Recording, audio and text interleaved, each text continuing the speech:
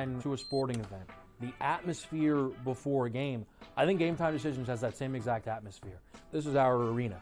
This is what we do. There is going to be an energy to GameTime Decisions that you will feel night in and night out. The excitement you get when you lock your bets in, when you're figuring out what you want to do, we can zone in on the biggest games each night. I want this to be the place that people come to before the games start so they feel as ready as possible to lock in their cards. We are going to hit every single one of those markets that you need to know about. We're going to go through every single thing, and I've got a great team behind me that's going to help me get the job done. There is not going to be a better place, I promise you, than GameTime Decisions to get that new information, react to it, and be able to then bet accordingly. We will have everything at our disposal, and we will use that to our advantage.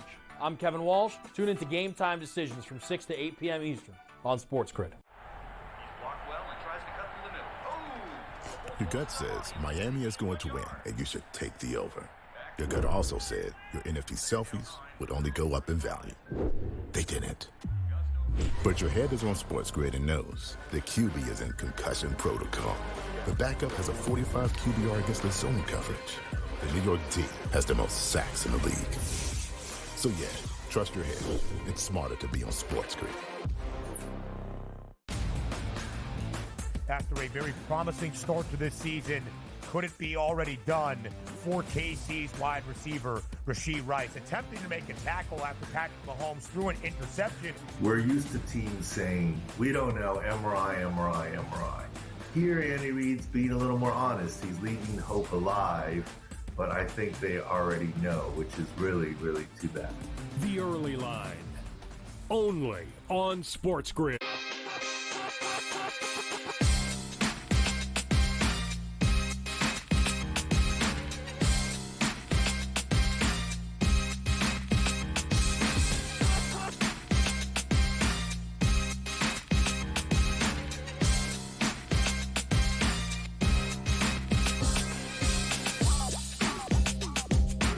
And welcome in a very happy Friday to you now, October the 11th. Here it is GameTime Decisions on the SportsGrid Network. I'm Joe Raineri. Hope it's been a profitable week for you thus far. But if it hasn't been, don't worry. Plenty of opportunities here tonight and, of course, this weekend as we gear up for the most wonderful time of year. And no, it has nothing to do with Christmas. It has to do with the fact that we have Week 6 of the NFL season already underway after a thrashing and almost meltdown by the 49ers last night against the Seattle Seahawks. They handled business 36-24, though once again, a very comfortable lead by the 49ers in that game. At one point, I believe it was 23-3, and boy, oh boy, they just continue in the second half to let teams get back into games. It cost them last week with Arizona, but it didn't catch them last night there as they ran out of time. The Seattle Seahawks, as the 49ers, far too much Brock Purdy, one of the best passing games of the year so far for him. Too much Deebo Samuel, too much George Kittle. Doesn't make a difference who the running back is. As long as he throws the ball like that, I do think the 49ers will be just fine. But in addition to that, plenty of big games coming up in the NFL in Week 6 here. And, of course, everyone will culminate into a Monday Night Football game for what could very well be the winner of the AFC East. As Buffalo getting ready to take on the New York Jets, who have gone through quite the transformation this week, as not only did they lose a week ago Sunday in epic fashion, I might add. Now they had to hop on a plane, go to London, lose, come back, and then they fired their head coach, Robert Saleh. And then what happens? Well, then they named their defensive coordinator, Jeff Ulbrich, the interim head coach. What did he do? Well, then immediately he demotes Hackett, the offensive coordinator, keeping his title, though, which just means he gets paid the same. But he removes all play calling duty to Todd Downing, will be making the calls. He was the passing game coordinator / quarterback coach / anything is better than Hackett / but We know that Aaron Rodgers was on board with this, and I don't think he has much of a choice, as this appears to have been a top-down decision for the New York Jets, one that started and ended with the owner, Woody Johnson, and then it looks like everybody was either on board or don't let the door hit you in the you-know-what on the way out.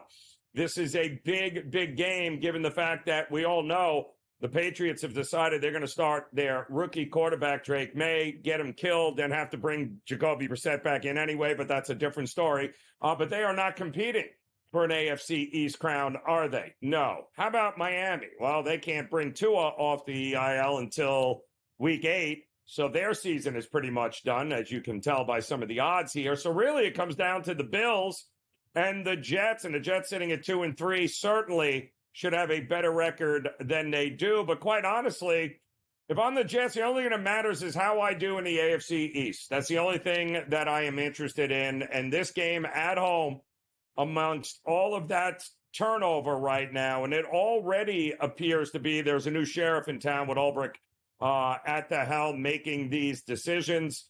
This usually is a good sign of things to come for these teams that get that initial bounce. Think of what the Raiders did over the last couple of years when they ended up firing their coach in season. If you remember, of course, it worked out a couple of times for them, and we'll see if it works here for the Jets.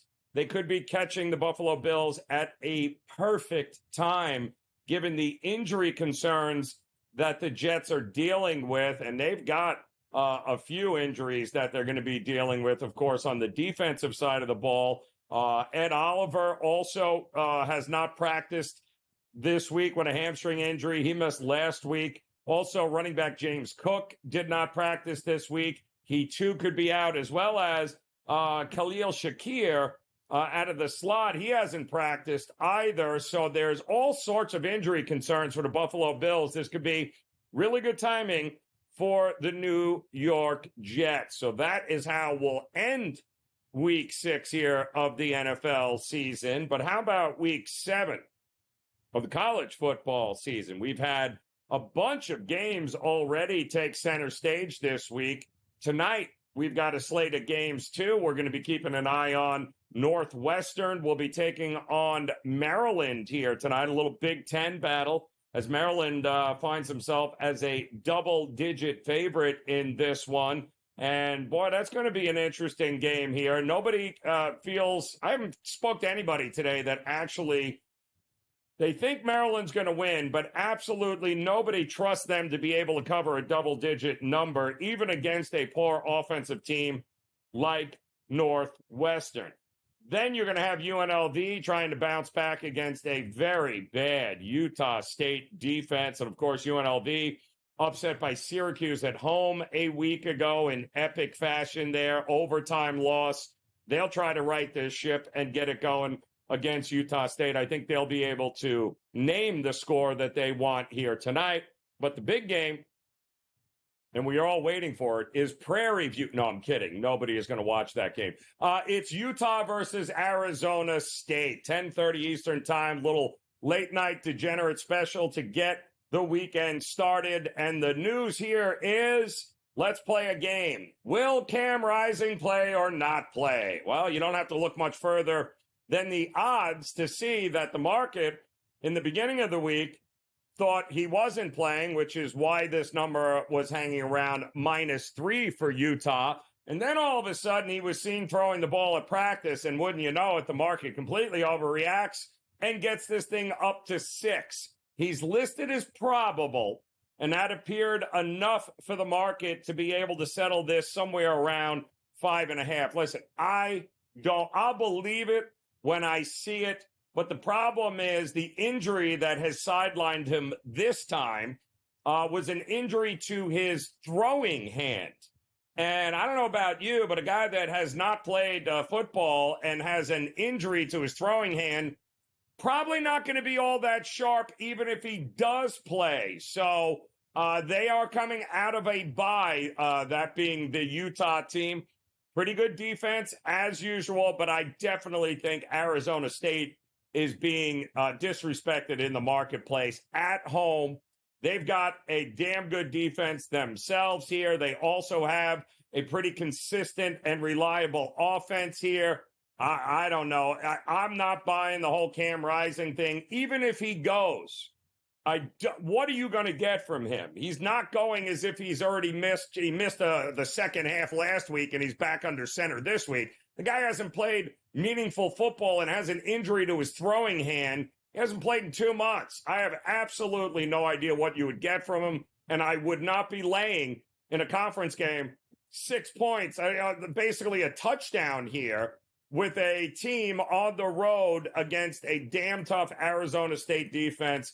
Give me all the points you want, and don't be shocked if by the time kickoff comes, Cam Rising is in street clothes on the sideline, not playing in this game. But we've got many other games coming up, top 25 matchups this week. How about the Red River rivalry? Texas taking on OU. That is always fun. And how about in Eugene, Oregon, where they are going to battle it out in the Big Ten?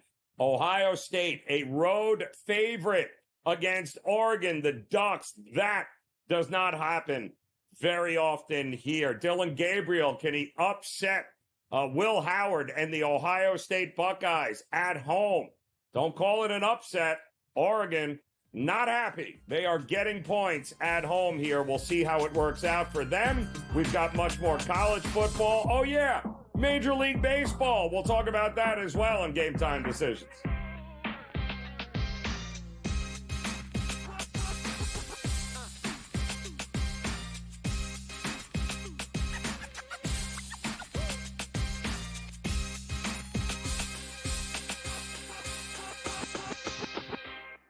Anyone that's been to a sporting event, the atmosphere before a game, I think Game Time Decisions has that same exact atmosphere. This is our arena.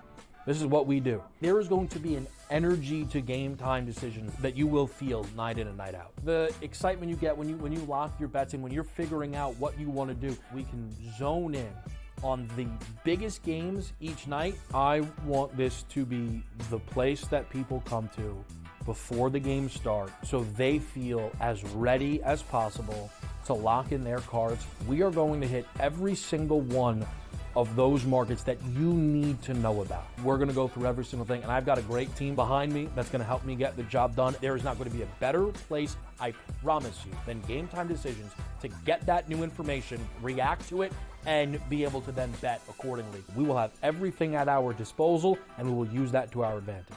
I'm Kevin Walsh. Tune into Game Time Decisions from 6 to 8 p.m. Eastern on SportsGrid.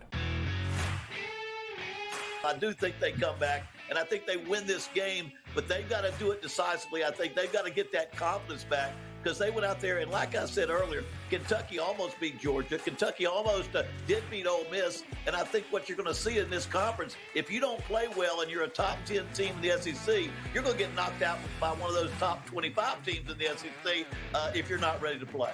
Powered by SportsGrid. He already has more than 1,000 yards. The last 3 running backs to win the Heisman, Derrick Henry, Mark Ingram, Reggie Bush, did not have more than 650 in their opening 5 games of the year. Ashton Genty on pace to strike the pose in December. Statistics matter. Blow every record out of the water, and he will be a Heisman. Disgraceful performance by the head coach, not Gene. The Early Line. Only on SportsGrid.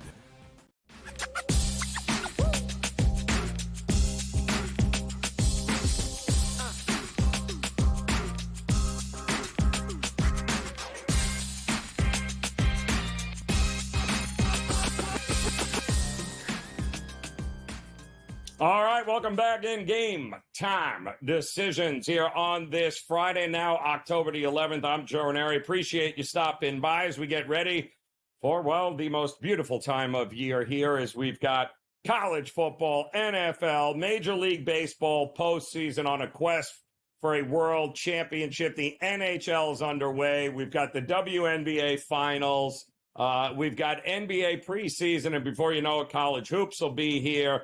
And it is only October 11th. How much fun is that? Not to mention, we've got a Game 5 tonight. You got to love urgency in sports. And Major League Baseball, for all their faults, they have certainly given us that here in the new playoff format, as we have not one, but two Game 5s coming up. First one tonight with the Dodgers and the Padres. And stepping in, our good friend George Kurtz. George, we took a little sigh of relief yesterday watching the Yankees actually win a game in which they only scored 3 runs. That's impressive. But when you get a guy like Garrett Cole on the mound in a closeout game, you expect him to win. You expect the Yankees to win. And that's exactly what they did last night, closing out the Royals. So they await what is going to be an epic Game 5 tomorrow, which, by the way, I understand has been moved to the 1 o'clock hour because of weather concerns. Shocker. Who thought there would be weather concerns in Cleveland in the middle of October, George? I'm shocked Major League Baseball didn't think of this. But Skubal going on the mound, another ace in that game. Who are the Yankees playing? Who's it going to be? Look at that total. 5.5, 6 is what we're getting right now. That's just nuts, right? I got 6 here in New York. They're begging you to take the over. They're begging you to take the over here.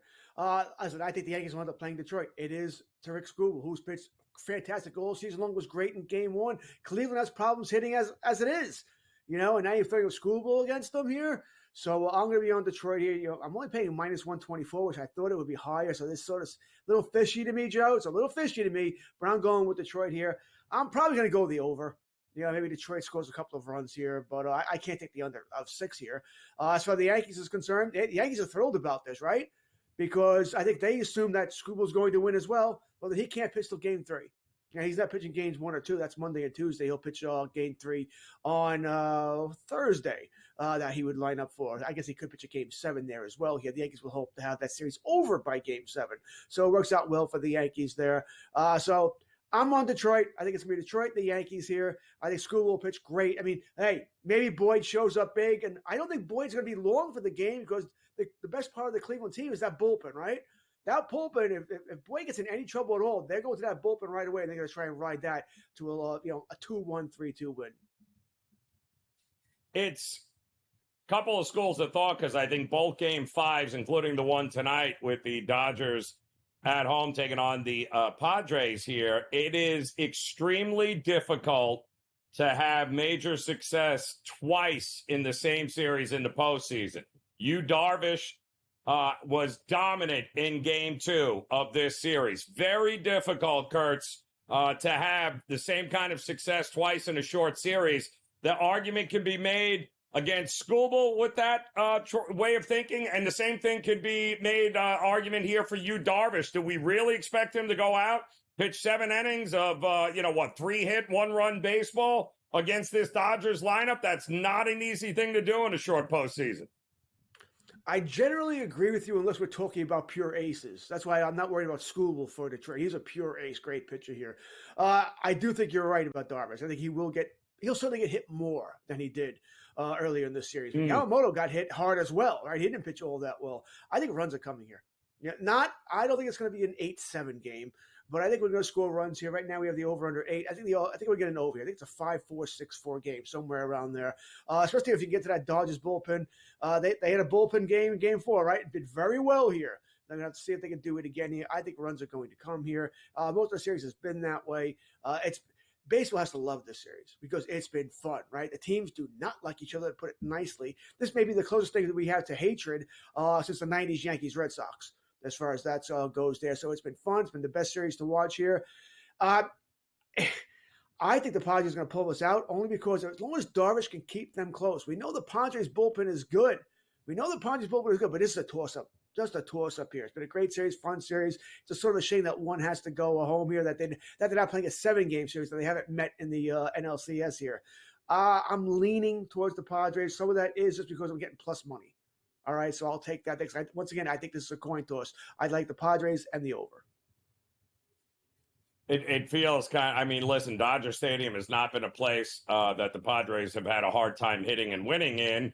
And you're right. This is the third go-around against Yamamoto, right? They opened up the season, I believe, wasn't it Korea, He opened up the season against the Padres there. Didn't work out well. Didn't work out well in the opening game of this series, and now the deciding game 5. It will be all hands on deck.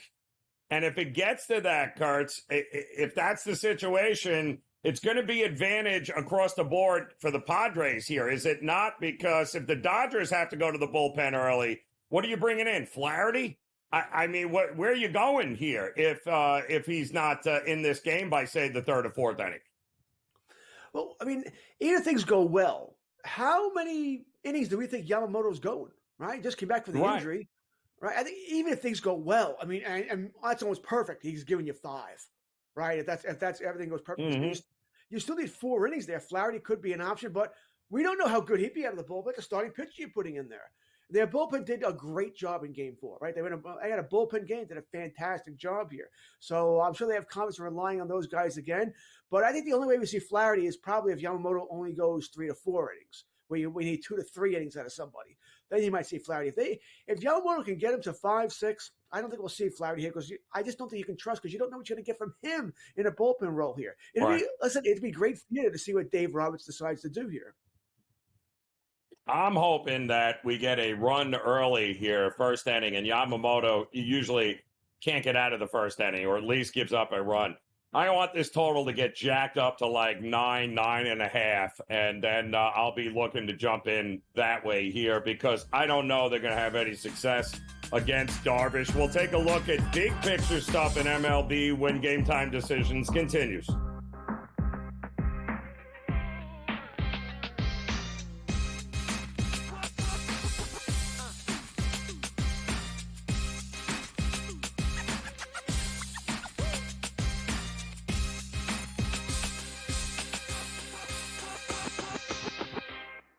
Anyone that's been to a sporting event, the atmosphere before a game, I think Game Time Decisions has that same exact atmosphere.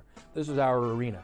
This is what we do. There is going to be an energy to Game Time Decisions that you will feel night in and night out. The excitement you get when you lock your bets in, when you're figuring out what you want to do, we can zone in on the biggest games each night. I want this to be the place that people come to before the games start so they feel as ready as possible to lock in their cards. We are going to hit every single one of those markets that you need to know about. We're going to go through every single thing, and I've got a great team behind me that's going to help me get the job done. There is not going to be a better place, I promise you, than Game Time Decisions to get that new information, react to it, and be able to then bet accordingly. We will have everything at our disposal, and we will use that to our advantage. I'm Kevin Walsh. Tune into Game Time Decisions from 6 to 8 p.m. Eastern on SportsGrid. I do think they come back, and I think they win this game, but they've got to do it decisively. I think they've got to get that confidence back because they went out there, and like I said earlier, Kentucky almost beat Georgia. Kentucky almost did beat Ole Miss, and I think what you're going to see in this conference, if you don't play well and you're a top 10 team in the SEC, you're going to get knocked out by one of those top 25 teams in the SEC if you're not ready to play. Powered by SportsGrid. He already has more than 1,000 yards. The last 3 running backs to win the Heisman, Derrick Henry, Mark Ingram, Reggie Bush, did not have more than 650 in their opening 5 games of the year. Ashton Genty on pace to strike the pose in December. Statistics matter. Blow every record out of the water, and he will be a Heisman. Disgraceful performance by the head coach, not Gene. The Early Line. Only on SportsGrid.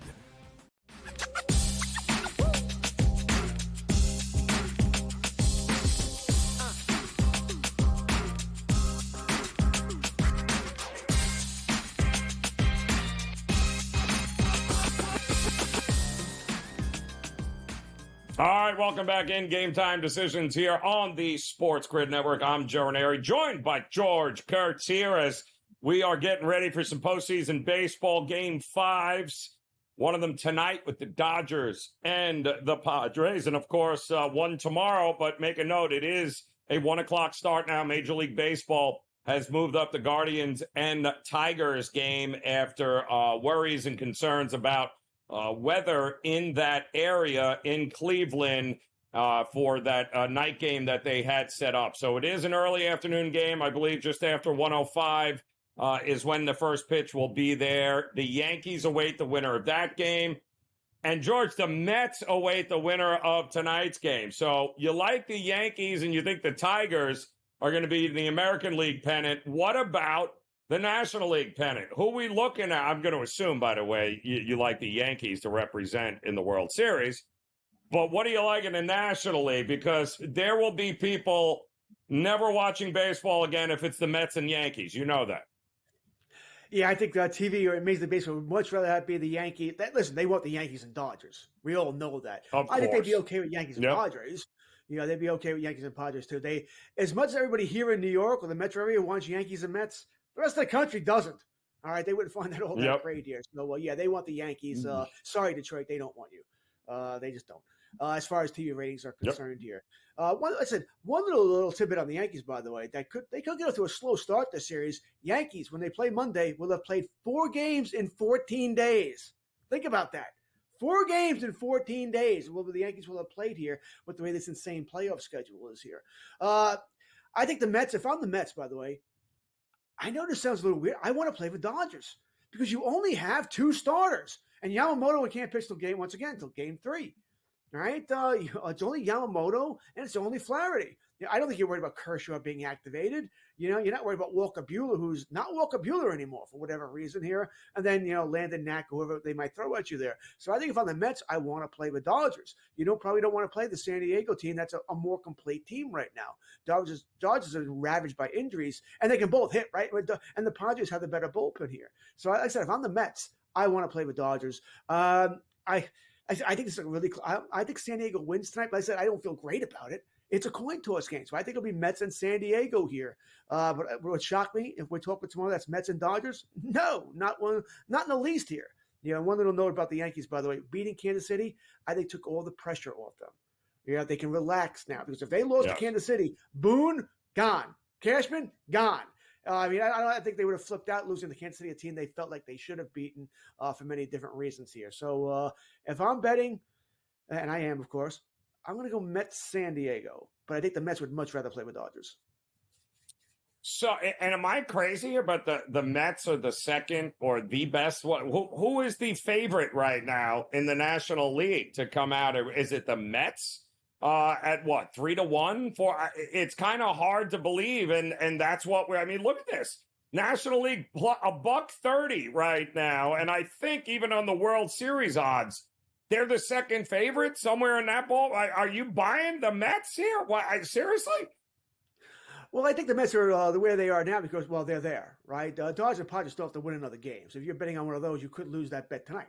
All right, so I think it'll change once we find out who the Mets are playing here. I'm the first person to tell you the Mets are fun to watch. Their games are entertaining. They seem to know they're playing with house money. No one expected them to be here, so they're having a good old time here, right? As the Yankee fan, the Yankees are boring to watch. My God, but the Mets are fun. Just the way it is right now. So I think they're feeling it. I don't know how they do it with that pitching staff. Minaya, okay, he's turned into a good, solid pitcher. But after that, Peterson, where'd this come from? Quintana throws the ball 88 miles an hour. The bullpen has been shaky all season long. Even Edwin Diaz not himself here. But they're finding ways to win. That being said, whoever the Mets do end up playing in the NLCS, I'll probably like the other team. But hey, I did think the Mets would beat Milwaukee, but I didn't think they'd beat Philadelphia. Yeah, and they just find ways to win over and over again. Maybe there's a 2015 Royals where they're the team of destiny. The Mets, just to put this in perspective, and you're right, Kurtz, the 3 games over the last 10 days that the New York Mets have played in order to advance their season have all featured last inning go-ahead home runs to actually take the lead and win the games. Lindor did it twice. And Alonso did it in the top of the 9th there in Game 3 against the Brewers. Just absolute craziness. That is why they're the second, third favorite to win it all.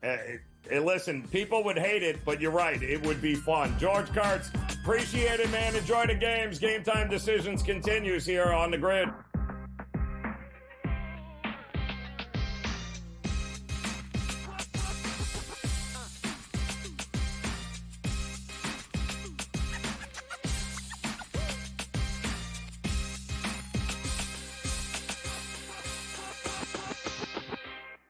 Anyone that's been to a sporting event, the atmosphere before a game, I think GameTime Decisions has that same exact atmosphere. This is our arena.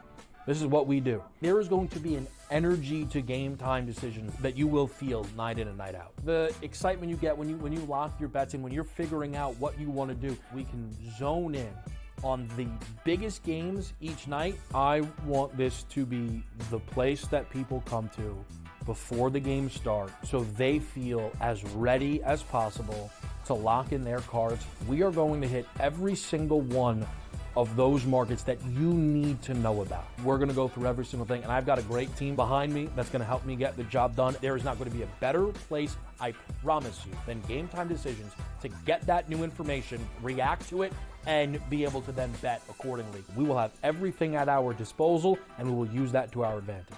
I'm Kevin Walsh. Tune into GameTime Decisions from 6 to 8 p.m. Eastern on SportsGrid. I do think they come back, and I think they win this game, but they've got to do it decisively. I think they've got to get that confidence back because they went out there, and like I said earlier, Kentucky almost beat Georgia. Kentucky almost did beat Ole Miss, and I think what you're going to see in this conference, if you don't play well and you're a top 10 team in the SEC, you're going to get knocked out by one of those top 25 teams in the SEC if you're not ready to play. Powered by SportsGrid. He already has more than 1,000 yards. The last three running backs to win the Heisman, Derrick Henry, Mark Ingram, Reggie Bush, did not have more than 650 in their opening 5 games of the year. Ashton Genty on pace to strike the pose in December. Statistics matter. Blow every record out of the water, and he will be a Heisman. Disgraceful performance by the head coach, not Gene. The Early Line. Only on SportsGrid.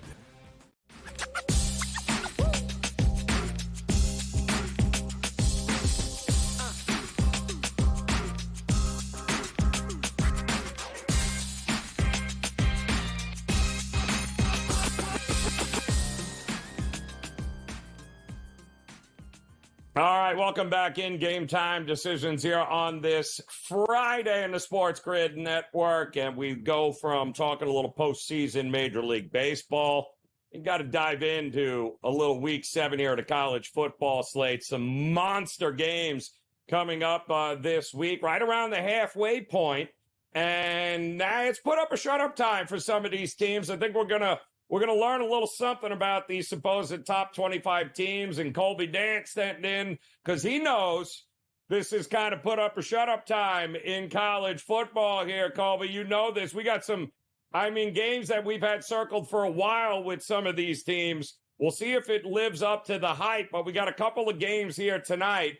And let me just start with the late game, because let's play a game, right?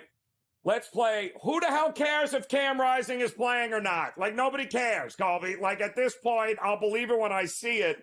But the market keeps swinging this game 3.5 points. You just were there. Were you not? Were you in Tempe? Were you in Arizona State? Was that where you were? I came down to the final play of the game, and it was great. The shout out to all of Tempe and, everyone that invited us out there. That was fantastic. And Arizona State's a good team. They're a lot better than I thought they were going to be. They're a lot better than I thought they were going to be. But I do think Utah's the more desperate team. They're coming off a bye week. Whittingham off a bye week has always been good. I think you got to lay the points. Now, Cam Rising, who knows? The guy got injured at the water cooler, 2 weeks ago or 3 weeks ago, whatever it was. So I have no idea if he finishes this game. If you're getting injured with the water cooler, I'm a skeptic for everything moving forward. So, but I still think Utah coming out of the bye week, 2 weeks to prep. Arizona State on a short week after a big win against Kansas. That was their first, Big 12 game ever in Sun Devil Stadium there. So I think Whittingham and Utah desperate mode there. I think they're going to get the dub, and I like laying the points. You like laying the points here with Utah on the road. How about UNLV? They get back on track. It feels like they can name their score tonight, does it not, after that choke job against Syracuse a week ago? Yeah, they got robbed by the refs on that roughing the passer too. That's a tricky one because Utah State's been horrible. But I actually think you take the points just because UNLV will be up so big in the first half. I tend to think the back door will be open for a Utah State cover. It's also outdoors. I feel like, UNLV a dome team. So give me the points. I don't think this is going to be a close game. I just think give me the points in the home team. They can move the ball a little bit too. It's been their defense for Utah State that's been terrible. So I'll take, what is it, 19.5? I think I saw right before we went live. I'll take the points there. Yep. I laid it in the first half with UNLV. If they're going to go out, they're going to go out and get really bent out of shape and make sure they run away with this. And you're right, second half, anything, the back door is going to be wide open. Let me ask you, Colby, because I've asked everyone today, and I can't find one person in their right mind who doesn't think that Maryland will win this game, but I can't find anybody who's willing to run to the window and lay double digits with Maryland, even against a poor offensive team like Northwestern. What about you? Yeah, no, I'll take the points all day here. As someone that look, my mother's a Maryland grad. I grew up in the DC area. I've been to College Park many times. They don't care about Northwestern, so this will be a half-empty crowd. So you got to ask yourself, how much are your players getting up for this? Northwestern actually, they're terrible, but if you look at some of the teams Maryland played, like Maryland. I would say, short of the UConn game, has definitely had their struggles. Lost to Michigan State, so I think it's just a little bit too many points. I also think Mike Loxley in Big Ten play has been so terrible. You can't feel that confident in laying double digits with Maryland. So I'll take Northwestern. Northwestern also, ever since they made the quarterback change to Lausch from Mike Wright, they've passed the ball much more efficiently. Maryland's pass defense, bottom 15 in the nation. So let's go to a couple of teams at the top here of the leaderboard. Let's start with the Red River rivalry, a game that I have been to many, many times at the Cotton Bowl and the Texas Fair. It is a giant you-know-what show. It is out of control. No matter how bad they are, these games are always unpredictable. But I cannot look at anything Oklahoma does well enough in this game to actually make it competitive. As crazy as that is, Texas should win by 1,000,000 here, no? Well, especially after the Deion Burks news, he's not going to play their best wideout. But no, look, this game's insane. They call it the Red River Shootout for a reason, because it's insane. You know what I mean? Like, if you haven't watched this game, I think short of just one game in the past 10 years, which was a 49-0 game, every other game has been like within 7 or 3 points. I tend to think like you, like, hey, if I'm breaking this down just on the teams, you should lay it with Texas. But I've watched this game my whole life. Give me the points all day, because this is just insanity, this game. And another thing is they're kicking off much later than normal. This is like 3 or 4 hours later than normal. The drunken meter will be really, really high there at the Cotton Bowl. I'll take the points, even though I do think Texas gets the dub. Quinn Ewers been out for a couple weeks. Maybe he's rusty. You give Venables 2 weeks to prepare on defense. Maybe that can keep them in the game. I'll take the points. Yeah, not just Burke. All 5 of their wide receivers this year, Oklahoma, are hurt and won't be in this. I heard you might suit up and actually catch passes there for Oklahoma, because they literally have nobody on the outside right now healthy enough to play in this game. Not a problem, though, with Oregon at home catching points. Wow. I'll repeat. Oregon is getting points at home. Here comes Ohio State. Do we trust Will Howard on the road to be laying 3.5? I don't know. Do you? I mean, I'm still a skeptic of that move. We're going to see. I mean, he looked the part in their first game against Iowa. I consider that really Ohio State's first game. But, I have a future for Oregon to win the national championship. But I got to be honest, man. I tend to think that they just have not looked the part this year. Dylan Gabriel, if you look at the stats, just go pull up ESPN or whatever, pull up the stats, you're just like, oh, he's completing a really high percent of his passes. But you watch the games like I have, he has not been that accurate, and I feel like they struggle in the red zone. Meanwhile, you add in, and this game was on the schedule pre them joining the Big Ten. This is a revenge game from when Oregon went to Columbus and beat them. So I think Ryan Day has it circled. I also think they're just a more balanced team, and they're better on defense than the Ducks have been thus far. So I lean Buckeyes here, despite my future. I know that sounds a bit crazy, but I just think that based on what we've seen, Oregon has not looked to me that good. Man, I mean, Ohio State has not been challenged in any way, shape, or form. They'll be challenged in Eugene, that's for sure. All right, I have labeled this game The battle of the two most overrated coaches in the history of college football is USC and Lincoln Riley are taking on James Franklin and Penn State. I can't think of a more overhyped, two useless guys that always get more love and respect than they ever should. Who wins? I mean, look at that. This was 5.5, and everybody's betting SC. What's going on? Yeah, I like SC too, mainly because Penn State, if you throw out that West Virginia game, which to their credit, they came out, they looked the part, but there was a big lightning delay where no fan showed up because of Dub V. And, you've been drinking for 3 days. So, I really felt like outside of that, they have not looked good. Even that Kent State blowout, the first half, I thought they did not look good. And with UCLA, I thought they struggled more than they should have. So, but especially Bowling Green, and Illinois as well. So I actually think USC is going to beat them. The stat about coming 2 time zones over as well, I think actually means something. You saw Franklin complaining about he needs a bigger airport. They're going to build a runway or something. I'll take the Trojans. I think they're the more desperate team too. And also just the fact out here and Franklin in a big game. I think Riley's a little bit better in big games than Franklin. Not by much.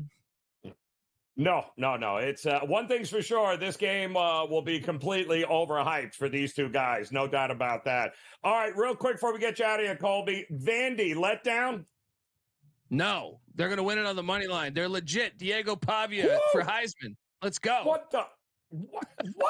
Yeah, the man is mic dropping out of here with a monster dog. Love it, Colby. Way to go, brother. Enjoy the games. Always a pleasure. Game Time Decisions continues on the grid.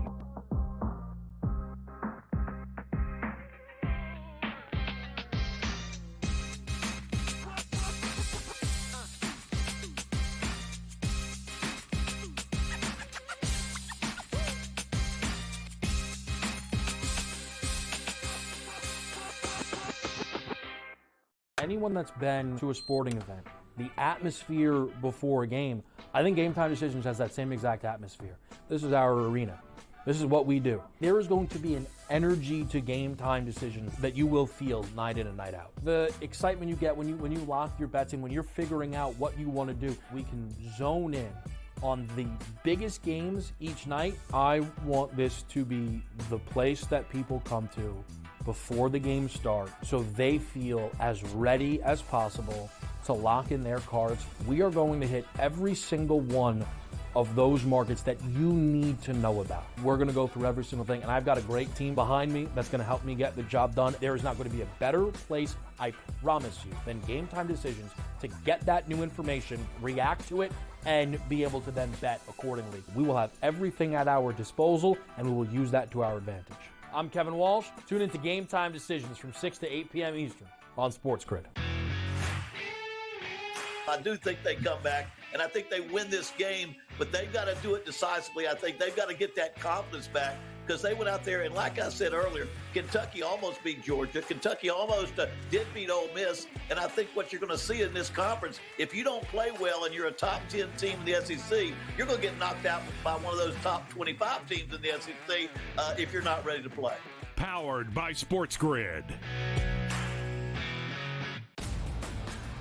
He already has more than 1,000 yards. The last 3 running backs to win the Heisman, Derrick Henry, Mark Ingram, Reggie Bush, did not have more than 650 in their opening 5 games of the year. Ashton Genty on pace to strike the pose in December. Statistics matter. Blow every record out of the water, and he will be a Heisman. Disgraceful performance by the head coach, not Gene. The Early Line. Only on SportsGrid.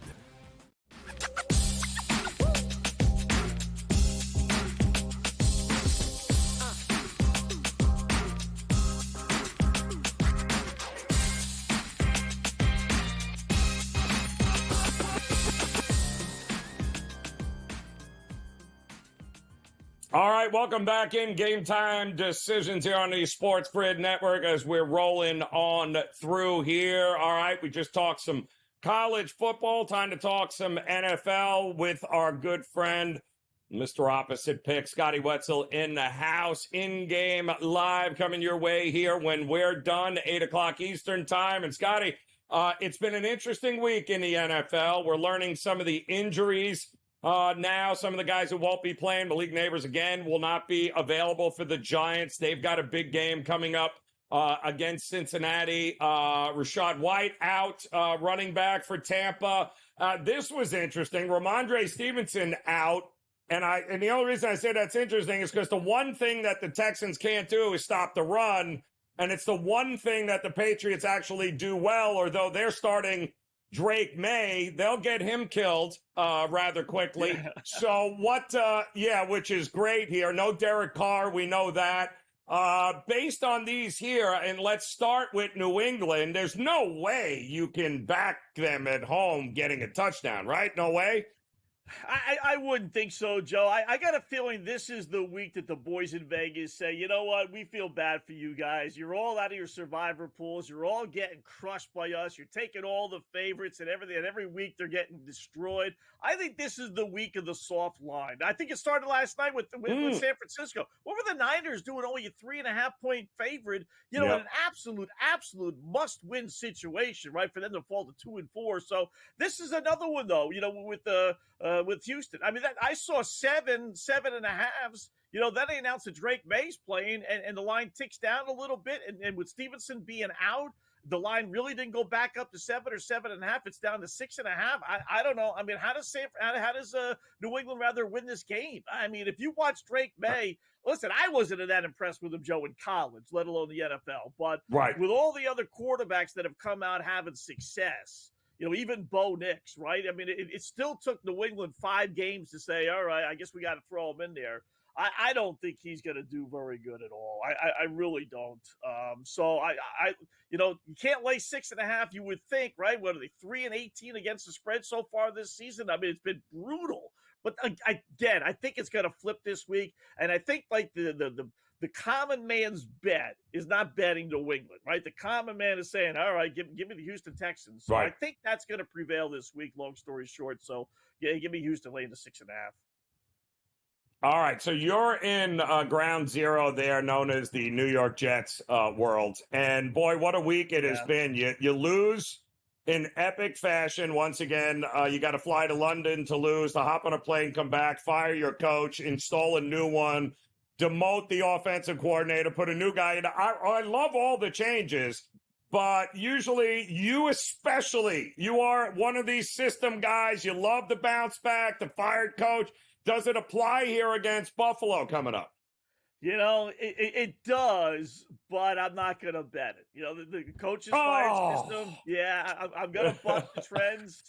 They're about 500 straight up, but they are about 7-8 games over 500 against the spread. But in this case, Jets get 2.5. They more than likely have to win the game. So I'll harken back to the less than a little bit under 500. I can't do it, Joe. This team is a mess, right? Just an absolute mess. And, the best one is in college football because the college kids have all been recruited by the head coach and they feel guilty, and especially nowadays because if you're not playing, then you're transferring out. So if you're on the team, you feel guilty. But NFL, I don't know. I can't help but think those defensive guys are all saying, wait a minute, defense has not been a problem. Offense has been a problem. We love Robert Saleh. You got our guys fired, especially Aaron Rodgers in particular. You played like crap these last couple of games, and you got our guy fired? Now I'm supposed to play inspired football? I think this team is a complete mess. Maybe another team would rally the troops, but I don't.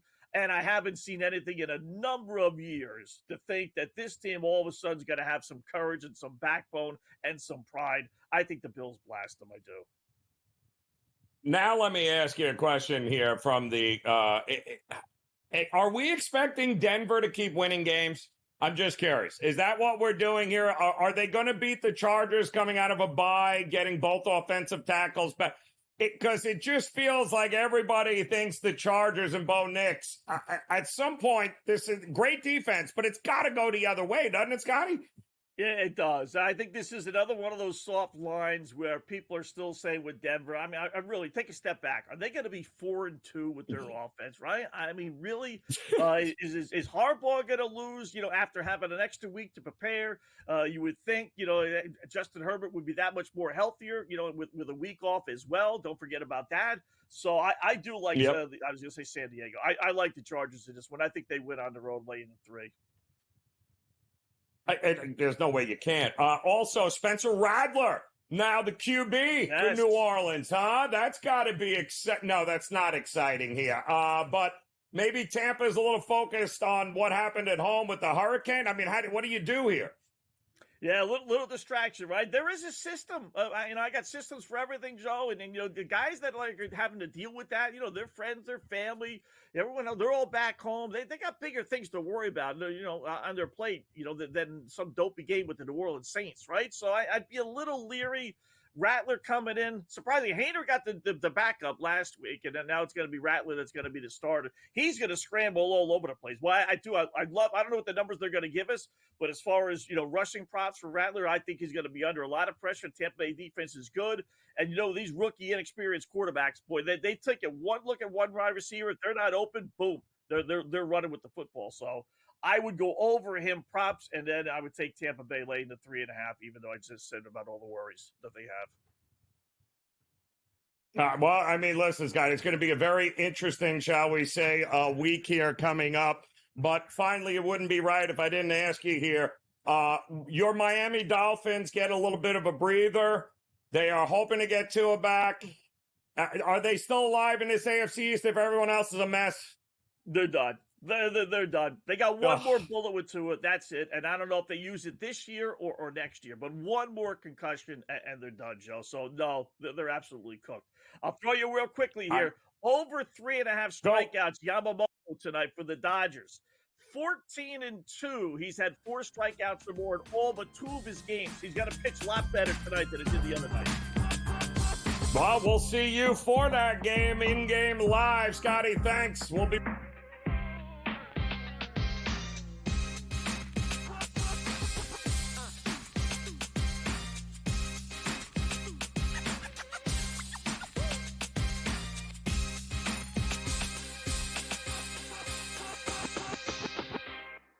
Anyone that's been to a sporting event, the atmosphere before a game, I think GameTime Decisions has that same exact atmosphere.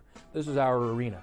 This is what we do. There is going to be an energy to GameTime Decisions that you will feel night in and night out. The excitement you get when you lock your bets in, when you're figuring out what you want to do, we can zone in on the biggest games each night. I want this to be the place that people come to before the game starts so they feel as ready as possible to lock in their cards. We are going to hit every single one of those markets that you need to know about. We're going to go through every single thing, and I've got a great team behind me that's going to help me get the job done. There is not going to be a better place, I promise you, than GameTime Decisions to get that new information, react to it, and be able to then bet accordingly. We will have everything at our disposal, and we will use that to our advantage. I'm Kevin Walsh. Tune into GameTime Decisions from 6 to 8 p.m. Eastern on SportsGrid. I do think they come back, and I think they win this game, but they've got to do it decisively. I think they've got to get that confidence back because they went out there, and like I said earlier, Kentucky almost beat Georgia. Kentucky almost did beat Ole Miss, and I think what you're going to see in this conference, if you don't play well and you're a top 10 team in the SEC, you're going to get knocked out by one of those top 25 teams in the SEC if you're not ready to play. Powered by SportsGrid. He already has more than 1,000 yards. The last 3 running backs to win the Heisman, Derrick Henry, Mark Ingram, Reggie Bush, did not have more than 650 in their opening 5 games of the year. Ashton Genty on pace to strike the pose in December. Statistics matter. Blow every record out of the water, and he will be a Heisman. Disgraceful performance by the head coach, not Gene. The Early Line. Only on SportsGrid.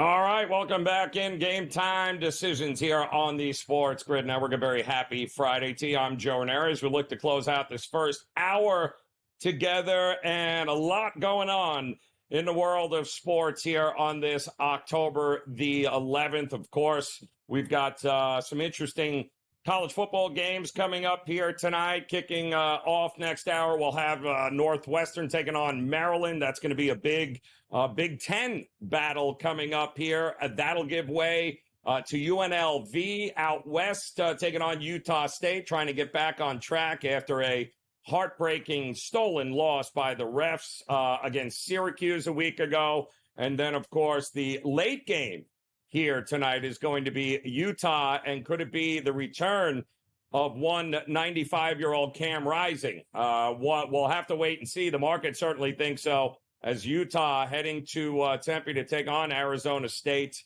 Arizona State, a home dog in this one here. And, of course, 8 o'clock Eastern time, get ready for some urgency. And everybody loves urgency in sports and Major League Baseball, as the Dodgers are basically one loss away from, I'm sorry, there being significant changes in that organization. You can't spend $1 billion across the board and lose to the Padres and not make it to the National League pennant with an opportunity to head to the World Series here. So Game 5, this is for all the marbles. And the thing that has hurt the Dodgers the most is the one thing that we all knew was their biggest flaw, and that is their starting pitching, who in this series has really let them down here. Not so much the bats, but the pitching, especially Flaherty, Yamamoto. It has not worked out well for them at all, and yet here we go. Yamamoto back on the mound here. Now, they did win Game 1 of this series, but not before Yamamoto was chased, and the Padres had all sorts of success early and often against him. Yu Darvish will be on the mound for the Padres, and he is, since September, 6 starts since September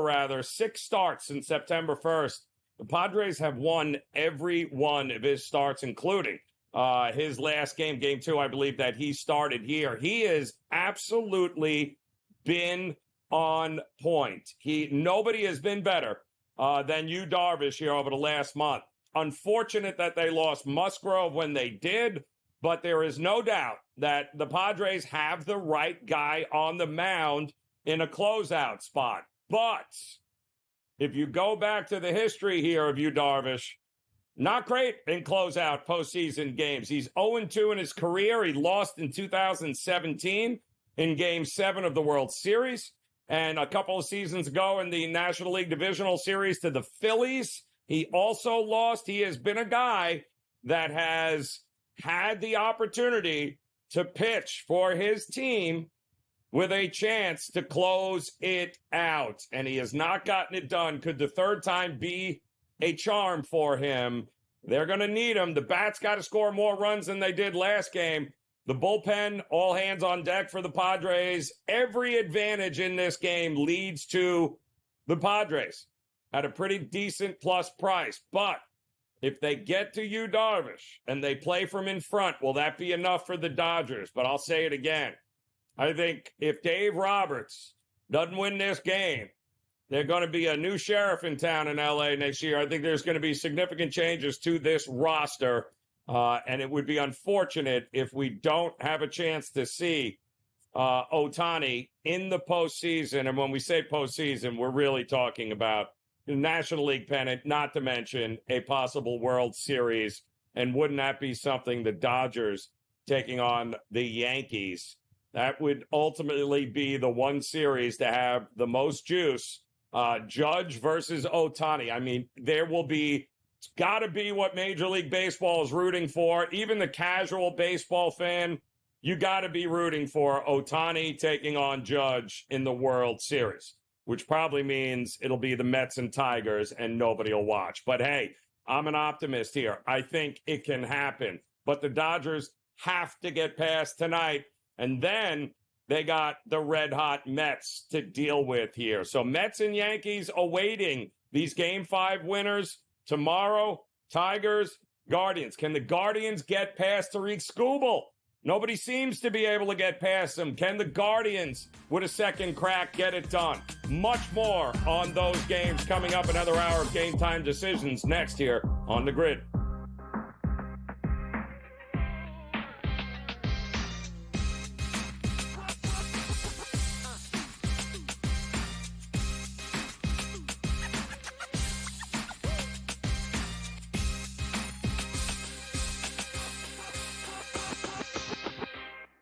Anyone that's been to a sporting event, the atmosphere before a game, I think Game Time Decisions has that same exact atmosphere. This is our arena. This is what we do. There is going to be an energy to Game Time Decisions that you will feel night in and night out. The excitement you get when you lock your bets in, when you're figuring out what you want to do, we can zone in on the biggest games each night. I want this to be the place that people come to before the games start so they feel as ready as possible to lock in their cards. We are going to hit every single one of those markets that you need to know about. We're going to go through every single thing, and I've got a great team behind me that's going to help me get the job done. There is not going to be a better place, I promise you, than Game Time Decisions to get that new information, react to it, and be able to then bet accordingly. We will have everything at our disposal, and we will use that to our advantage. I'm Kevin Walsh. Tune into Game Time Decisions from 6 to 8 p.m. Eastern on SportsGrid.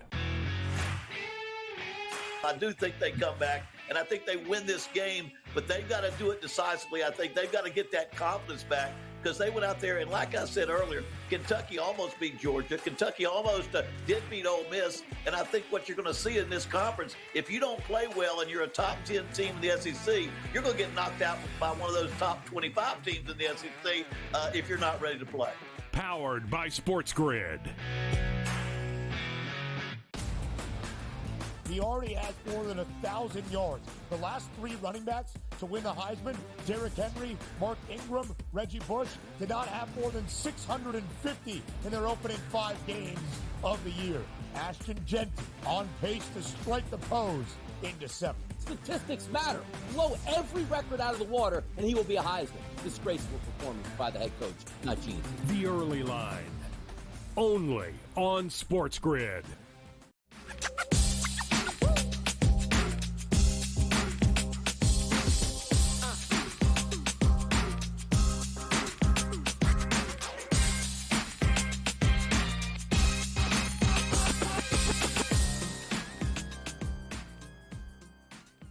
All right, welcome back in Game Time Decisions here on the Sports Grid Network. A very happy Friday to you now, October the 11th. That's right. It's a beautiful time of year as we've got so much going on in the world of sports. I'm Joe Raineri. Thanks again for hanging with us as we get ready for Week 6 NFL season.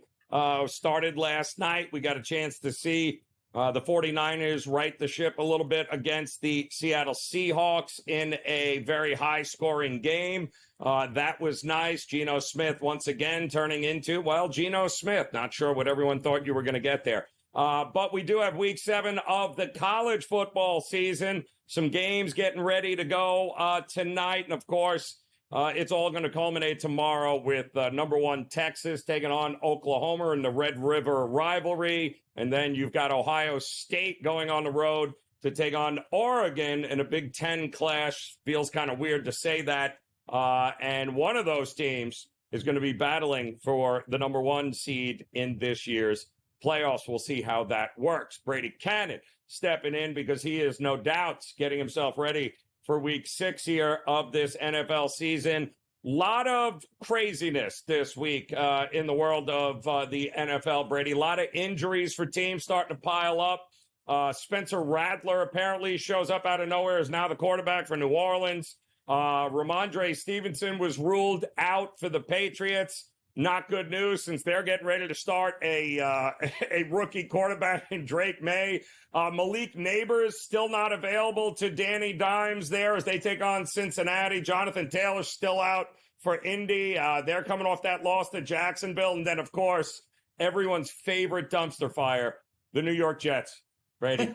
In 1 week time, they have basically transformed everything. And I was asking Scotty Wetzel last hour, because he's a big believer in the whole bounce-back situation. You fired a coach, the team rallies. Yeah. Maybe the best move here was the fact they demoted Hackett. Call me crazy. What do you think all of this leads? Is it too much heading into a game with Buffalo? Well, it's probably just one move short of what they should have done with Hackett. Heck, demotion, he should have been fired. He should have walked out the door with Saleh. Both of these guys, the last couple of weeks for the New York Jets have absolutely baffled me. In that loss to the Denver Broncos, when I thought that they were going to win, and I actually thought they were going to cover the number, the Denver Broncos were without all three starters in their linebacking core. And I thought Breece Hall was going to have a field day. He's had tremendous success running the football against the Broncos in the past. He rushed the ball 4 times. Okay, I'm like, all right, what's going on here? That was weird. Then we fast forward to the Vikings game. Aaron Rodgers throws the ball 54 times. Breece Hall rushes it 9 times. I'm like, and every play looks the same. The pass rush is coming to get Rodgers, and he just dumps it off real quick, and it's rinse and repeat and keep doing that. He's pressured, throw it, pressured, throw it, pressure. And like, this is the weirdest looking thing I've ever seen. And yeah, I think, Woody Johnson saw that too. And okay, Saleh, you're gone. And Hackett, I mean, he's just a mess. I can't figure it out. And some people have theorized that it's because Aaron Rodgers is running the show. He's calling all of his own plays. I hope that's not the case. I hope this defensive coordinator gets things worked out, because the team does have a lot of talent. And I'm with Wetzel here. I do believe there's going to be a new coach bounce for the New York Jets here. I think they'll play some inspired football.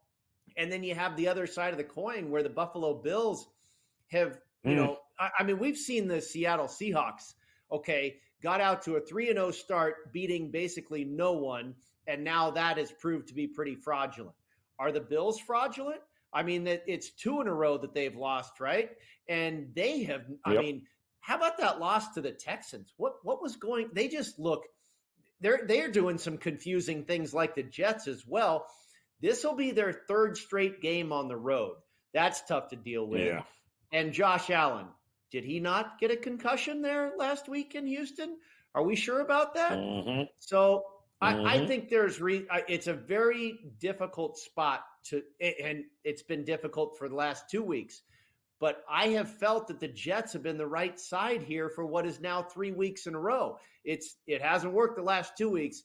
If it doesn't work this week, like, boy, when will this team ever win a game again? When will they cover the spread? I think it has to work here for this team, and I think their opponent is in a vulnerable spot.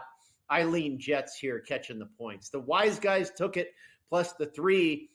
I don't think it's going to get back to 3, Joe. I think it might actually go down to 2. Listen, I am going to hate it, but I'm going to use them in teasers this week, and I hate myself for it on so many levels. Brady, I can't even begin to tell you. It's a good bet, but I'm going to do it. Throw up in your mouth a little bit. Thank you very much. Another game that may want to make people throw up is watching the Carolina team play here. But it's an interesting game against Atlanta. I am not a big fan of a team being more than a field goal favorite on the road after not 1, not 2, but 3 straight home games, Atlanta. Now they got to go on the road. There's not a bye in sight. I bet the under when it opened at 47.5. I do not think this is going to be a drop back 50 times Kirk Cousins, 509 passing yards. I think there's going to be a lot of running in this game for Atlanta. Bijan Robinson, Algier. I'm expecting a lot of ground and pound here. What about you, though? Are you picking a side in this one? Joe, I know it's a sore subject, but if you look at Circus Survivor or any Survivor players for that matter, the 2 big favorites that make a lot of sense this week are the Philadelphia Eagles and the Atlanta Falcons. And I kind of actually feel more comfortable about taking the Falcons if I were in that position. Both you and I, unfortunately, no longer are. Not that the Cleveland Browns are going to win that game, but the stock could not be any lower on that team. They are a complete dumpster fire status at this point, and that's sometimes when it's a good buy low spot.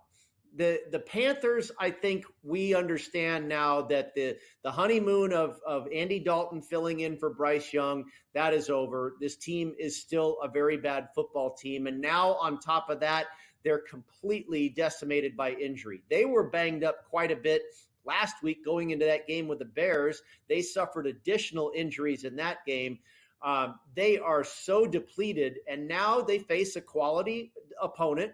I mean, the Falcons have played a number of very good games this season. We just saw, like you said, Cousins throw for 500 yards last week. They've got a ton of options and talent on offense. I just think they are way too much for this Carolina team, who, by the way, beat them last year. So a little bit of revenge for Atlanta. I just think you have more of what you know might happen here with Atlanta, a good solid team who, like you say, can run the ball down their throat against a team that is really banged up and has really nobody to defend this club in a Carolina team that is really badly injured.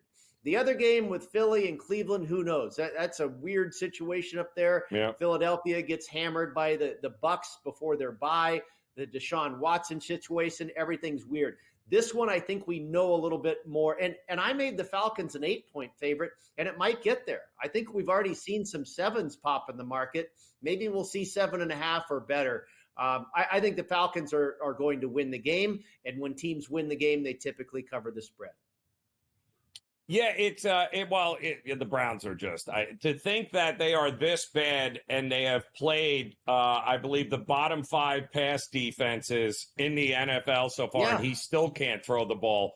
What is going to happen when Vic Fangio has guys now coming off a bye to make his life absolutely a living? It's going to get absolutely worse from here. And quite honestly, Browns, you deserve every bit of misery you got coming this year because it's all your fault. All right, we got a couple more games we'll go over there. Brady, some big games coming up here in week 6 of the NFL season. I want to get your thoughts on this Patriots and Drake May rookie game. We'll do that when Game Time Decisions continues here on the Grid.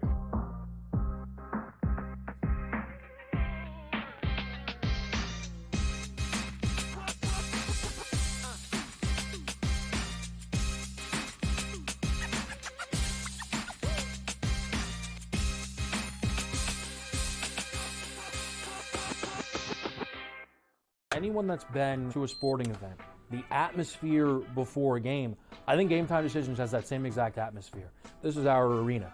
This is what we do. There is going to be an energy to Game Time Decisions that you will feel night in and night out. The excitement you get when you lock your bets in, when you're figuring out what you want to do, we can zone in on the biggest games each night. I want this to be the place that people come to before the games start so they feel as ready as possible to lock in their cards. We are going to hit every single one of those markets that you need to know about. We're going to go through every single thing, and I've got a great team behind me that's going to help me get the job done. There is not going to be a better place, I promise you, than Game Time Decisions to get that new information, react to it, and be able to then bet accordingly. We will have everything at our disposal, and we will use that to our advantage.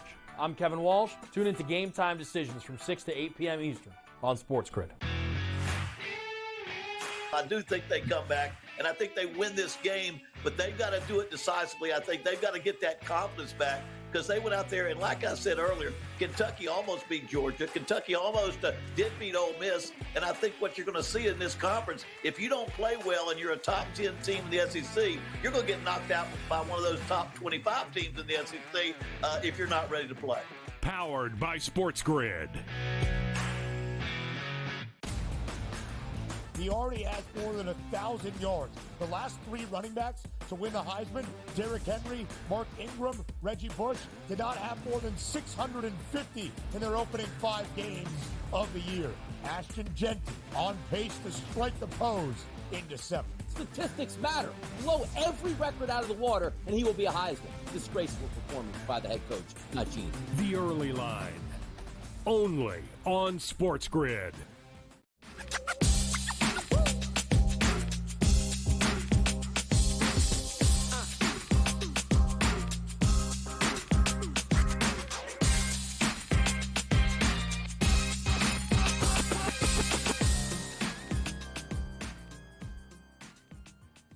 All right, welcome back in here. Game Time Decisions on the SportsGrid Network. Joe Raineri alongside Brady Cannon as we're getting ready here for Week 6 of the NFL season. Hard to believe that that's where we're at here, Brady. But listen, we'd say it every year, right? No team. It's always amazing. We get all hopped up and hyped up from what we see in September, and yet everything we see in September looks completely different by the time we get to November. Teams evolve, injuries, guys start coming into their own. But we are also at the point in the season, Brady, where if you got that rookie quarterback on the bench, well, your season's probably pretty much over at this point. So, hell, why not? Let's see what the kid has got. And I think that's what we're happening in New England as they're home taking on Houston. Sounds like Drake May under center for this one. The problem that I have with this is Ramondre Stevenson has been ruled out. And I don't think people realize this is a bottom 5 defense against the run, Houston. They are not a good defense by any stretch, not like what we were used to seeing. They're relying on C.J. Stroud to convert 3rd and 12s a lot, Brady. I don't buy this team a touchdown. Are you buying them? Do you like Drake May? What do we do in this game? Well, yeah, no, I'm not buying Houston laying a touchdown on the road over just about anybody with the way that they've been playing. And, you know, we talk about the spark that the Panthers got for one game when they they benched Bryce Young. Now, this is not exactly the same situation, but it's time to see what Drake May has because, like you say, the season's going nowhere for New England. I'm not so sure Ramondre Stevenson being out is necessarily a bad thing. All the guy does is fumble the football. And like you talk about with Houston's run defense not being all that good, it's plug and play, you know, for Gerard Mayo there. Put in another back and let's run all over this team. And I imagine that's what they plan to do. You know, a home dog catching a touchdown, that's a good situation typically in the NFL. And you look on the other side here, Houston's 4-1, but they're 1-4 against the spread. They have really been underachieving from an expectation standpoint. They nearly let the Colts get them in week 1 when it was ridiculous. They couldn't put the Bears away in week 2. I mean, they led by double digits in that game, and they just let Chicago hang around. They almost lost to Jacksonville. They probably should have lost to Jacksonville last week. They just haven't been really that impressive. Nico Collins is banged up. You know, they do have some injuries. Joe Mixon may be back this week, but they came into this season with a lot of hype because what they did last year. And hey, they're 4-1, but they're not doing it all that pretty. And so I think taking the 7 points here with New England is ripe for the taking. We've already seen some 6.5s pop up in the market. So if you want to grab New England, make sure you act quickly and take the 7. I also like the scheduling spot for the Patriots. I think they can just kind of slide in here and, when nobody's looking, and if not win the game, certainly cover because the Texans come off of a big game against Buffalo. They know that that's a big-time opponent that they may see later in the year in the postseason, the Stephon Diggs game, what have you. And then next week, they're on the road again at Green Bay. They know that's a good opponent. That's a tough place to play at Lambeau Field. And then here in between the sandwich spot with lowly little New England, a team that they can easily overlook, I think the Patriots can slide in here and stay within 7. Yeah, no Nico Collins, no starting right tackle Tyus Howard either for the Texans. So they are dealing with some injuries there, and they can't run the ball either. So this is not, I don't think this is as easy as a cakewalk as a lot of people think it is against this Patriots team on the road.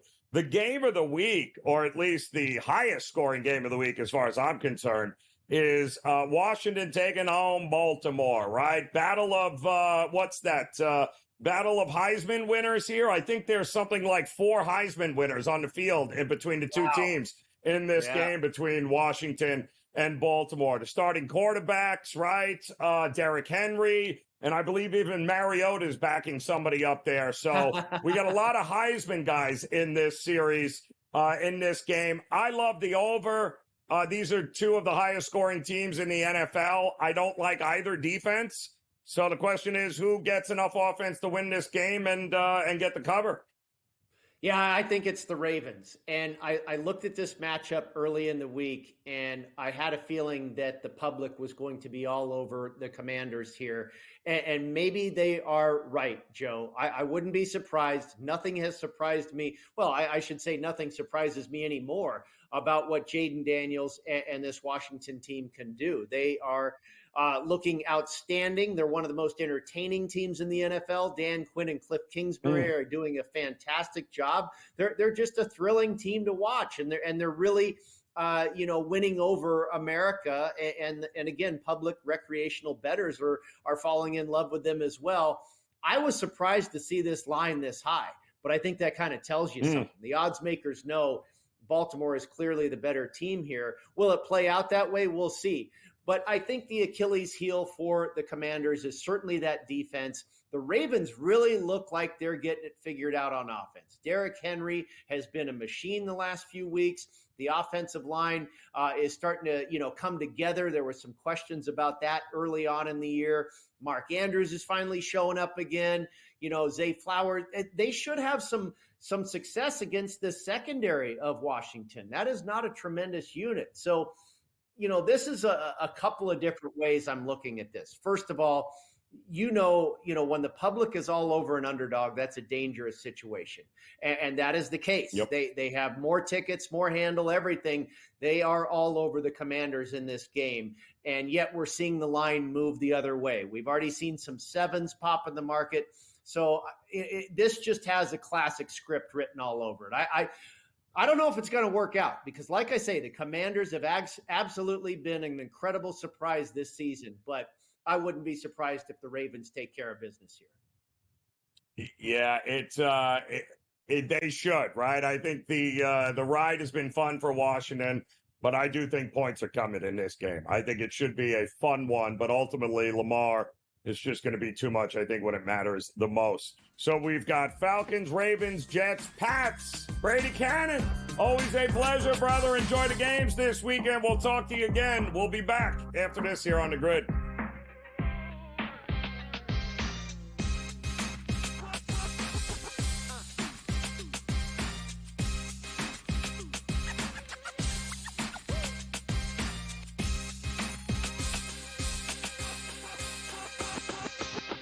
Want to know who to draft and who to avoid in fantasy football? Or want to know who to place NFL season future bets on? Get an insider edge from the former NFL team doctors at Sports Injury Central. The 2024 NFL preseason injury guide is the only in-depth injury report analyzing all 32 teams and over 150 players. So go to sixscore.com to get the most accurate NFL preseason injury report. That's sixscore.com. Right here with you on Pro Football Today on SportsGrid. Odds in motion, trying to see what lines have moved throughout the week. Never felt more comfortable in this set than I do for this year. I am ready. I'm just getting angry. The hot takes are going to be here all long, people. What in the world is going on in Miami, Dom? It's not particularly anything to shy away from just because many people are on top of it. Hot take. I think this line is asking you once again to take New Orleans. Pro Football Today, only on SportsGrid. Anyone that's been to a sporting event, the atmosphere before a game, I think GameTime Decisions has that same exact atmosphere. This is our arena. This is what we do. There is going to be an energy to Game Time Decisions that you will feel night in and night out. The excitement you get when you lock your bets in, when you're figuring out what you want to do, we can zone in on the biggest games each night. I want this to be the place that people come to before the games start so they feel as ready as possible to lock in their cards. We are going to hit every single one of those markets that you need to know about. We're going to go through every single thing, and I've got a great team behind me that's going to help me get the job done. There is not going to be a better place, I promise you, than Game Time Decisions to get that new information, react to it, and be able to then bet accordingly. We will have everything at our disposal, and we will use that to our advantage. I'm Kevin Walsh. Tune into Game Time Decisions from 6 to 8 p.m. Eastern on Sports.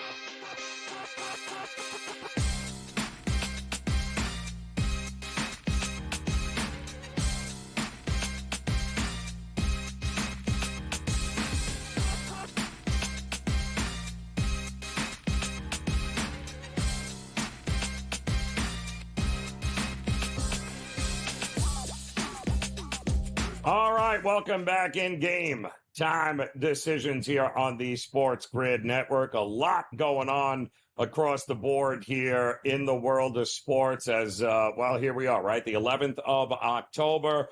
We are up to it in football. We've got, we're in the process, I believe, of a 55 straight day football binge here, 55 consecutive days with a football game on. We've had football every day this week. We've got college football tonight again with a couple of games. Northwestern Maryland getting ready to kick off at the top of the hour. UNLV, Utah State at 9 o'clock Eastern time, followed by a little late night West Coast action here. Arizona State at home taking on Utah. That's going to be a 10:30 Eastern time kick. We're all getting ready, of course, for an epic Saturday in Week 7 of the college football slate games that will be featured, including number 1 Texas taking on Oklahoma in the Red River rivalry. Number 2 Ohio State traveling to Eugene, Oregon to try and return the favor after Oregon came to Columbus, you may recall, and whooped up on Ohio State. Now Ohio State a 3.5-point favorite against Oregon, something they're not used to. Pretty good home field advantage in the past for Oregon. They're getting more than a field goal here. Is this Ohio State team as good as advertised? The only problem is, who have they played? They've played nobody. They have been tested by nobody. And Iowa is not a good win at home. Iowa is not even remotely close to the same elite defensive team they have been in years past. They were never going to be able to compete offensively. So let's not kid ourselves, as it's nice that Iowa's offense has been better this year than it has been in years past, but that's not really saying an awful lot. So this, to me, will be the really big test for Ohio State defensively. This will be the best offense that they have faced by far. And even though they haven't looked great, the reality is this is a much more potent offense than any of Ohio State's defense has seen yet. Can they get it done on the road? If they do, then Ohio State is certainly going to be considered one of the top 2 teams in the country come playoff season when that rolls around. So looking forward to that game. We also have, don't forget, Major League Baseball postseason action. That coming up top of the hour as the Dodgers getting ready to hopefully advance to take on the New York Mets for a shot at a World Series title. The Padres are going not so fast here, as this series knotted up 2 games apiece. Yu Darvish on the mound, the ace for the Padres here, who has been absolutely lights out since September. 6 starts, 6 wins for the Padres here. You can see the K-props there. Yamamoto, who has not been great here against the Padres here, has some command issues, has some early game issues here.